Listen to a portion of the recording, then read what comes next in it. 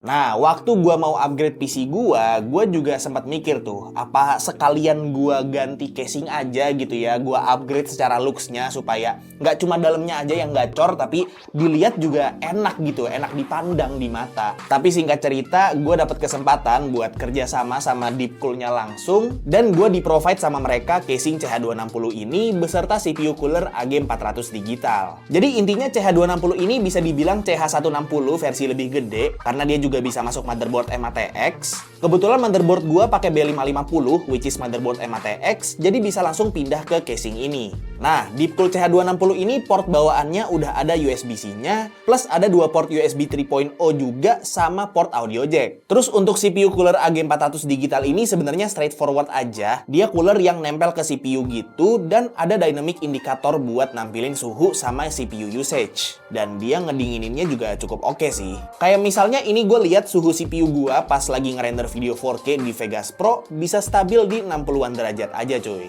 Disclaimer dikit, ini PC-nya nggak gua rakit sendiri. Jujur aja gua itu masih takut ya buat rakit PC sendiri karena gua takut banget komponen-komponen yang udah gua beli mahal-mahal itu karena gua yang rakit dan gua sotoy malah jadi kenapa-napa gitu kan. Jadi akhirnya gua memutuskan buat rakit di salah satu toko rakit PC di ITC BSD supaya deket sama rumah gua. Dan kalau ada satu hal yang bisa gue bilang soal experience gue ngerakit PC di ITC BSD, kalian mending gak usah deh rakit-rakit PC ke sana. Kalau kalian warga BSD juga dan lagi pengen rakit PC, gue saranin mending ke tempat lain aja yang lebih proper, gak usah ke ITC BSD. Karena di sana tuh teknisinya nggak kompeten gitu cuy. At least toko yang gue datengin ya. Pokoknya di sana tuh parah dah. Gue itu datang pertama, tapi rakitnya tuh lama banget cuy. Gue datang jam setengah 11 pagi, baru balik, baru selesai nih PC nih ya, cuma mindahin komponen doang, itu jam setengah 6 sore. Udah mah banyak errornya, mahal pula.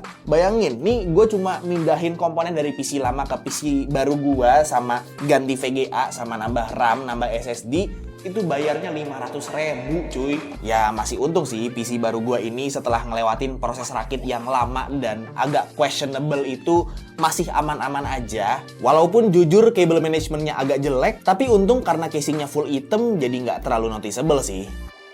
Dan jadi itu dia untuk PC baru gua, spek lengkapnya kurang lebih kayak gini.